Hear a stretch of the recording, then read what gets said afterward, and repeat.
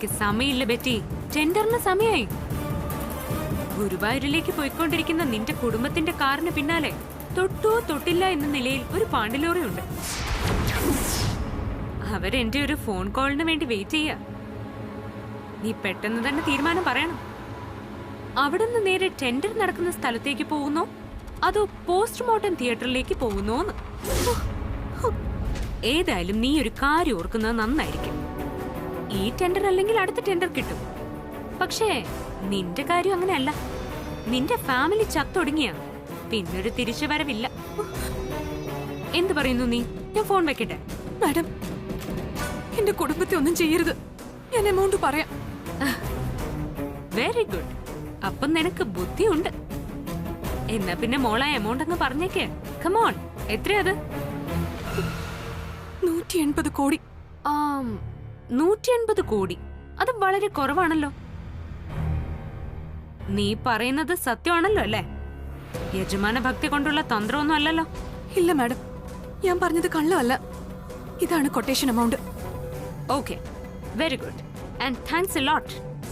Tender കഴിഞ്ഞ് ഞാൻ sign ചെയ്യുമ്പോ നിന്റെ ഫാമിലി ഭദ്രമായിട്ട് ഗുരുവായൂരിൽ തൊഴാൻ കയറും. ശരിയപ്പോ.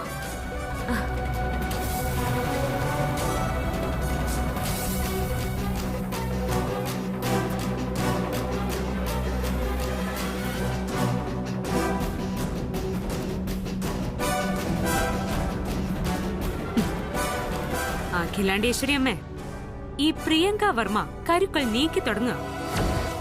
ആനയെയും തേരിനെയും കാലാളിനെയും കുതിരയുമൊക്കെ ഒന്നൊന്നായി അരിഞ്ഞു വീഴ്ത്തി കിരീടം വയ്ക്കാത്ത റാണിയെ ഇടം വല മനക്കാതെ ഞാൻ ഇനി പൂട്ടും. ചെക്ക്മേറ്റ്. നിങ്ങൾക്കിനി മുതൽ തോൽവിയാ, തോൽവി മാത്രം.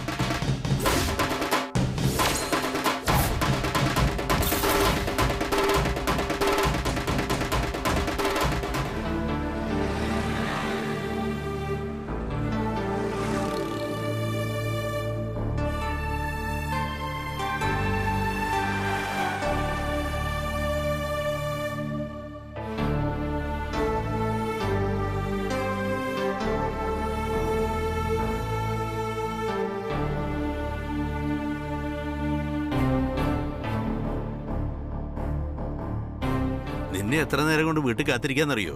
എന്താ എത്ര വൈകിയത്? അതച്ഛ, ഞങ്ങള് വരുമ്പോ അത് ചെറിയൊരു മഴ ചാറിയച്ച, അതാ ഞങ്ങൾ ഒതുങ്ങി നിന്നത്.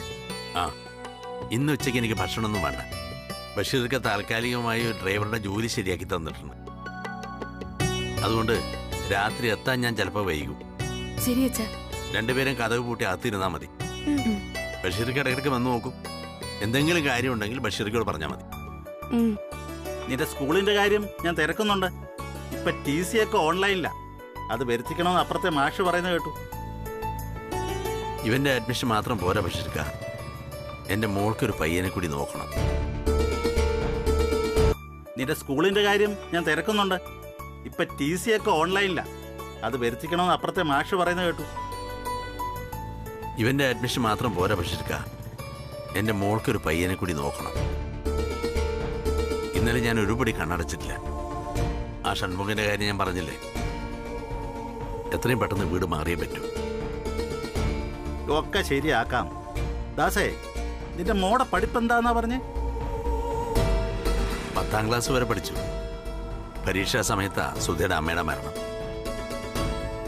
പരീക്ഷ എഴുതാൻ എല്ലാവരും നിർബന്ധിച്ചതാ, മാഷന്മാര് ഞങ്ങളൊക്കെ. പിന്നെ മുത്തശ്ശി മരിച്ചു കിടക്കുമ്പോൾ പരീക്ഷ എഴുതാൻ പറ്റില്ല എന്നൊരു വാശി. അവിടെ തീർന്നു പഠിത്തം. ആ, പിന്നെ നന്നായിട്ട് ഇവള് പാചകം ചെയ്യും. മതി, അത് തന്നെ ധാരാളം. ഒരു പെണ്ണിന് വേണ്ട വലിയ പഠിപ്പ് അത് തന്നെയല്ലേ? ദാസ് എത്രയും വേഗം ജോലിക്ക് പോകാൻ നോക്ക്. ശരി ബഷീർക്ക, നിങ്ങൾ നോക്കാം.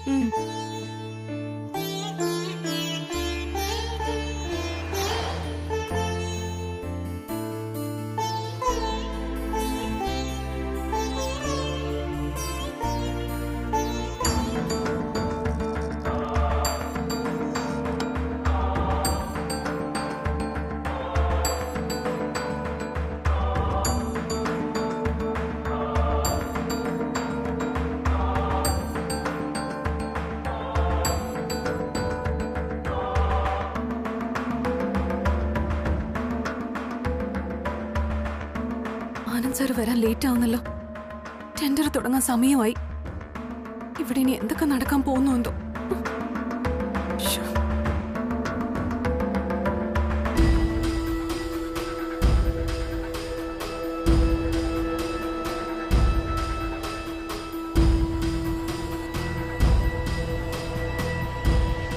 അപ്പോ ഇനി ടെൻഡർ നടപടികളിലേക്ക് കടക്കാം.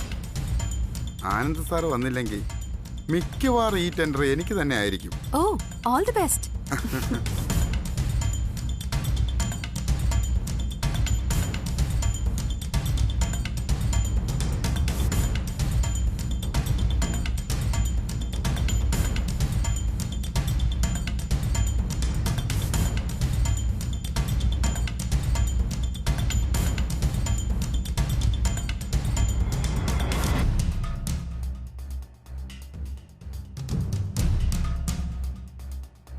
Congratulations sir.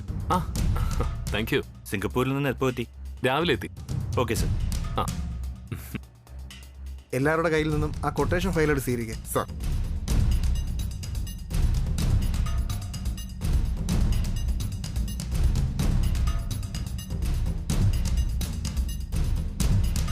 എന്നെ ഭീഷണിപ്പെടുത്തി കൊട്ടേഷൻ എമൗണ്ട് വരെ ചോർത്തിയെടുത്ത ആ പ്രിയങ്കയെ കാണുന്നേ ഇല്ലല്ലോ.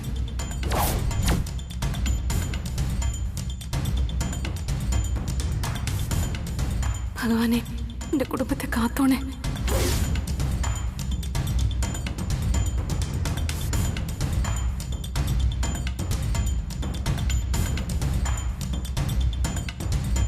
എല്ലാരും കൊട്ടേഷൻ തന്നല്ലോ.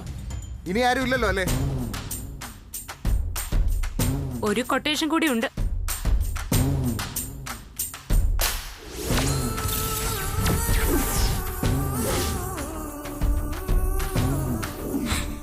തുടരുത്.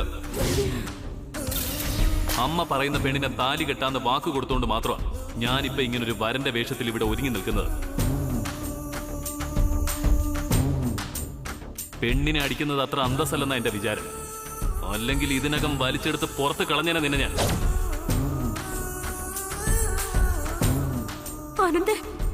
ആനന്ദിന് എന്നെ മനസ്സിലാക്കാൻ പറ്റുന്നില്ലേ? ഞാൻ പറയുന്ന ഒന്ന് കേക്ക്. ആനന്ദ്,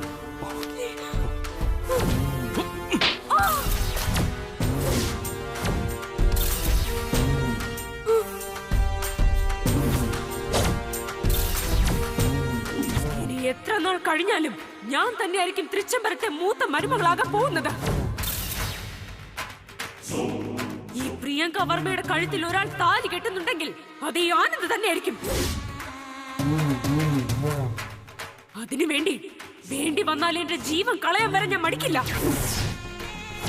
ജീവൻ എടുക്കാനും.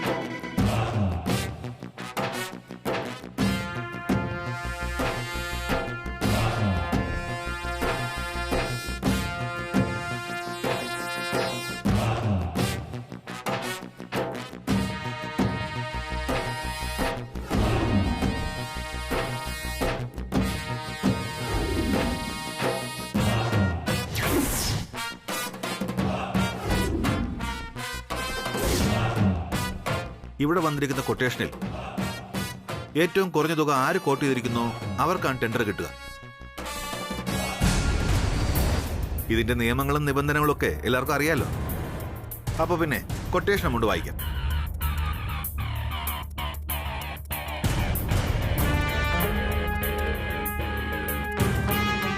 KR ടെക്സ്റ്റൈൽസ് കമ്പനി 270 കോടി.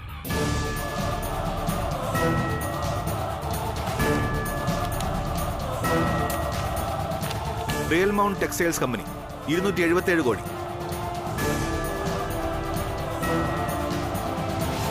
പൂജ ടെക്സ്റ്റൈൽസ് കമ്പനി 233 കോടി. RK ടെക്സ്റ്റൈൽസ് കമ്പനി 212 കോടി.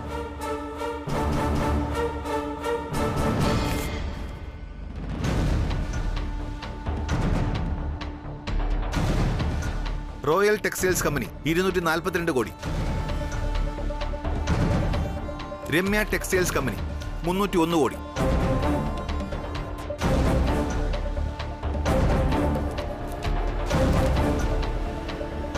വിശ്വാസ് ടെക്സ്റ്റൈൽസ് ഗ്രൂപ്പ് 217 കോടി.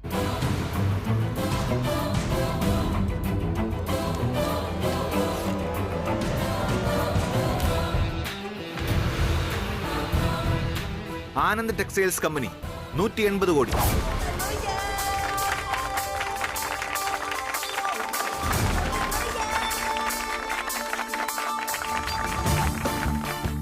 Sir congratulation. Thank you.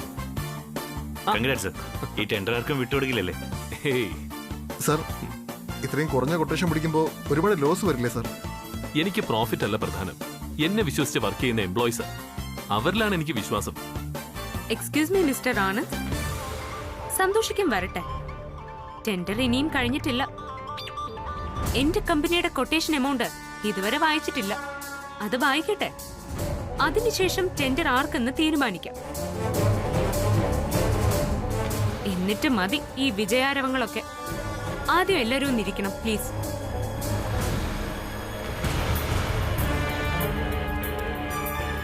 എന്റെ കമ്പനിയുടെ കൊട്ടേഷൻ എമൗണ്ട് വായിച്ചില്ല.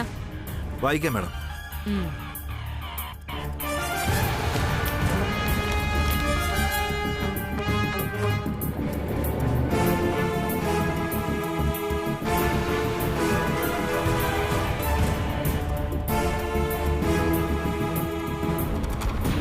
പ്രിയങ്ക ടെക്സ്റ്റൈൽസ് കമ്പനി 179 കോടി.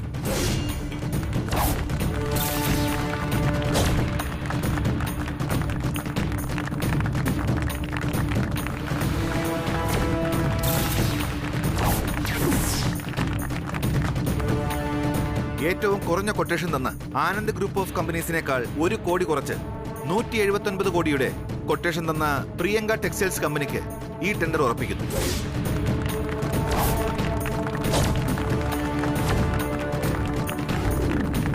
Congratulations madam. Thank you.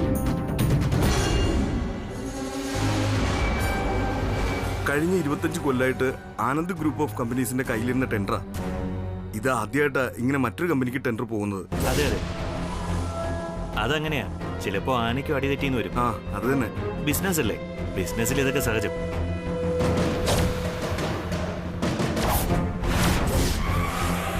Madam, ഇതിലൊന്ന് സൈൻ ചെയ്യണം.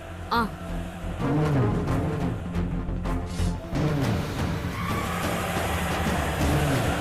ദാ, ഇവിടെ. Thank you madam.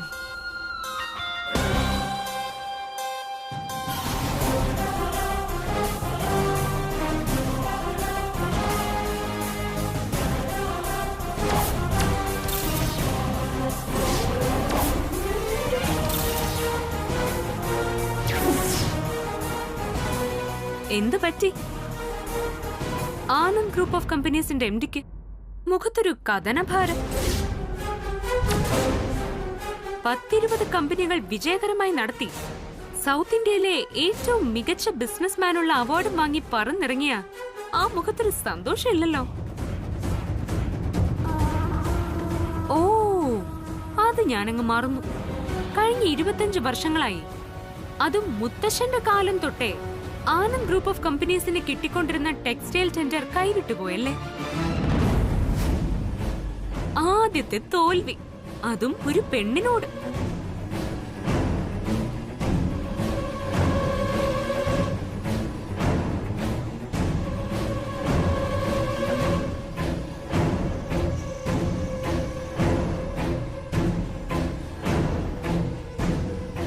എന്നാ കേട്ടോ, ഇതൊരു ടെസ്റ്റ് ഡോസാ. തൃച്ചംബരത്തിന്റെ അടിത്തറ ഇളക്കാനുള്ള പ്രിയങ്കയുടെ ആദ്യത്തെ പ്രഹരം. ഇന്ന് ബിസിനസ് ലോകം മുഴുവനും അറിയും മികച്ച ബിസിനസ്മാന്റെ തോൽവിയുടെ കഥ. ഇനി ഇന്നു മുതൽ ഈ നാടറിയുന്നത് തൃച്ചംബരത്ത് ആനന്ദ് കൃഷ്ണന്റെ പരാജയത്തിന്റെ കഥകൾ മാത്രമായിരിക്കും. ഈ ടെൻഡറിലൊന്ന് ജയിച്ചെന്ന് കരുതി ലോകം പിടിച്ചടക്കിയെന്ന് വിചാരിക്കരുത്. നിന്റെ ഈ ആയുസ് തന്നെ എന്റെ അമ്മയുടെ ദാനമാണെന്ന് വല്ലപ്പോഴും ഓർക്കുന്നത് നന്നായിരിക്കും. നിന്നോട് വെറും പുച്ഛമാ എനിക്ക്. ആവശ്യമില്ലാതെ ഇനിയും വെല്ലുവിളിച്ച് ആയുസറാതെ ചാകാൻ നിൽക്കണ്ട. ചാകലല്ല, കൊല്ലല്. അതാരാരെന്ന് നമ്മൾ കാണാനിരിക്കുന്നതേ ഉള്ളൂ. സാർ അല്പം കൂടി ഒന്ന് വെയിറ്റ് ചെയ്യ. Just A few days please.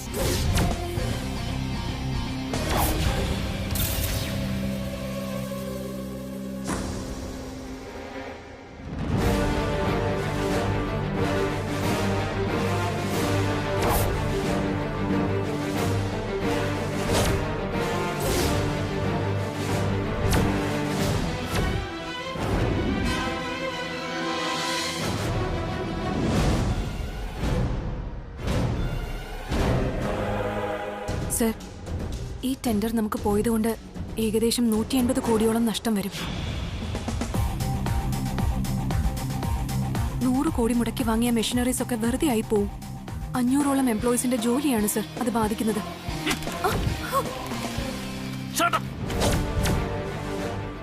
എന്റെ മുമ്പിൽ നിന്ന് അവളുടെ ഒരു കൊട്ടേഷൻ.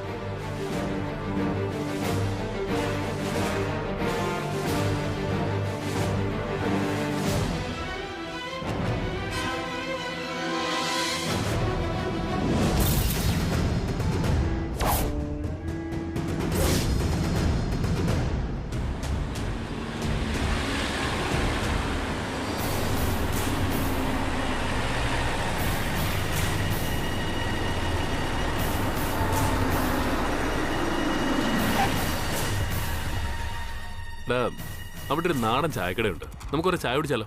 ആ, ചായയൊക്കെ കുടിക്കാം. പക്ഷെ നിന്റെ മുഖത്ത് ഭയങ്കര ടെൻഷനാണല്ലോ. ആ പ്രിയങ്ക പറഞ്ഞ നീ ഇതൊരു മനസ്സിൽ നിന്ന് വിട്ടില്ലേ? ഏയ്, അതൊന്നും അല്ലടാ. പ്രിയങ്കയുടെ വിഷയം എങ്ങനെ ഡീൽ ചെയ്യണമെന്ന് എനിക്കറിയാം. ഞാൻ ആലോചിക്കുന്ന മുഴുവൻ കല്യാണിയെ കുറിച്ച്. അവൾ എവിടെ ഉണ്ടെന്ന് അറിയണം. അറിഞ്ഞാലേ ഒരു മനസ്സമാധാനം കിട്ടും. നീ വാ.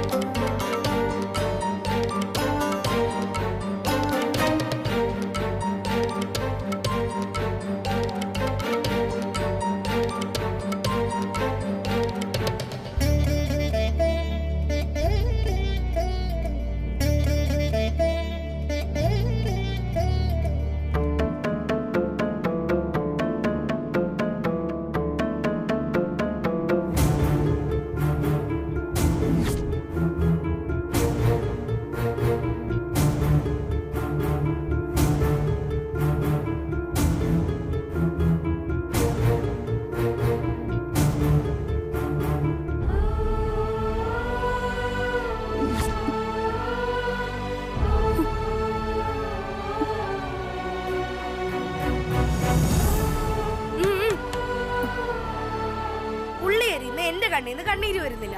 മലക്കറി അരിയുന്ന ചേച്ചിയുടെ കണ്ണീന്ന് കണ്ണീര് വരുന്നോ? ഇതുള്ളല്ലോ. അതെ, ഈ കണ്ണീരിന്റെ കാര്യം ഉള്ളി മലക്കറി ഒന്നുമല്ല, വലിയ കുഞ്ഞാണെന്ന് എനിക്ക് നന്നായിട്ട് അറിയാം. ഉള്ളി അരിയുന്ന എന്റെ കണ്ണീന്ന് കണ്ണീര് വരുന്നില്ല. മലക്കറി അരിയുന്ന ചേച്ചിയുടെ കണ്ണീന്ന് കണ്ണീര് വരുന്നോ? ഇതുള്ളല്ലോ. അതെ, ഈ കണ്ണീരിന്റെ കാര്യം ഉള്ളി മലക്കറി ഒന്നുമല്ല, വലിയ കുഞ്ഞാണെന്ന് എനിക്ക് നന്നായിട്ട് അറിയാം. അന്നേരം വലിയ കുഞ്ഞ് അടുത്തേക്ക് വന്നപ്പോ സംസാരിക്കാൻ നിൽക്കാതെ ഇവിടെ വന്ന് കരഞ്ഞിട്ട് എന്താ ചേച്ചി പ്രയോജനം? കണ്ണുനീര് തുടയ്ക്ക്. ഞാൻ തുടച്ചോളാം. നീ എന്റെ മുഖം നോക്കിയിരിക്കാതെ ആ ഉള്ളി തൊലിച്ചെടുത്താൻ നോക്ക്.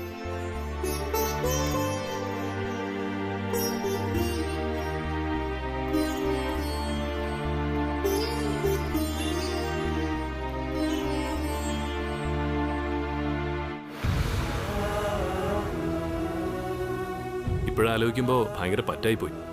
അതൊന്നും ഇനി പറഞ്ഞിട്ട് യാതൊരു കാര്യമില്ല. ടെൻഡറിന്റെ കാര്യം പറഞ്ഞ് ബെറ്റി എപ്പോഴും വിളിച്ചില്ലായിരുന്നെങ്കിൽ കല്യാണിയെ നമുക്ക് കണ്ടുപിടിക്കായിരുന്നു. ആ, അത് ശരിയാ. പക്ഷെ എന്റെ സംശയം അതല്ല മച്ചു. നിന്നെ കണ്ടിട്ട് കല്യാണി എന്തിനാ ഭയം നോടിയത്? ഒരിക്കലും പ്രതീക്ഷിക്കാത്ത സംഭവമാണല്ലോ. വിശ്വസിക്കാൻ പറ്റുന്നില്ല. എനിക്കും. എന്റെ ഒരു ശബ്ദം കേട്ടാ ഓടി അടുത്ത് വരുന്ന കല്യാണി. ഞാൻ കല്യാണി കല്യാണിന്ന് ഉറക്കെ വിളിച്ചിട്ട് പോലും നിൽക്കാതെ ഓടിപ്പോയി. വിശ്വസിക്കാൻ പറ്റുന്നില്ല എനിക്ക്. മച്ചു, ഡോണ്ട് വറി, എല്ലാം ശരിയാവും. നമ്മൾ ട്രൈ ചെയ്യല്ലേ, ഫലം കിട്ടിയേ പറ്റൂ. നീ ഇപ്പൊ ഒന്ന് ആ ദാസേട്ടനെ വിളിച്ചു നോക്ക്. ഇപ്പൊ ഫോൺ റേഞ്ചിലാണെങ്കിലോ?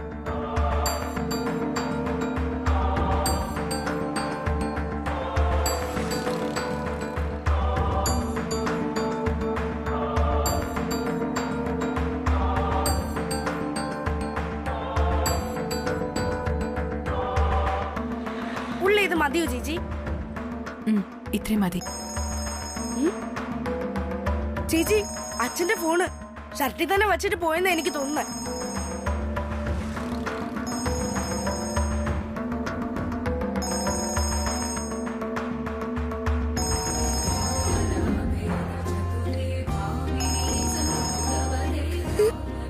ചേച്ചി, വല്ലുകുഞ്ഞാ വിളിക്കുന്നേ.